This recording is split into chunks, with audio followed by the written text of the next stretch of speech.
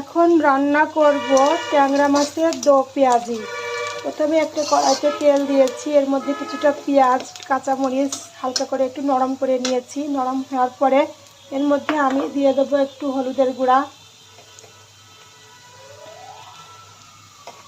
অল্প একটু লবণ, স্বাদ মতন মশলা দিয়ে দিচ্ছি। এর মধ্যে একটু আদা বাটা, 2 কোয়া রসুন, একটু জিরে বাটা।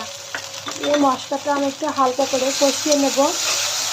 কষিয়ে নেওয়ার পরে আমি এর মধ্যে ট্যাংরা মাছগুলো হালকা করে ভেজে নিয়েছি। এই মাছগুলো এর মধ্যে ছেড়ে দেবো। ছেড়ে দিয়ে কিছুক্ষণ 2-1 মিনিট একটু নাড়াচাড়া করে এর মধ্যে পানি দিয়ে দেবো।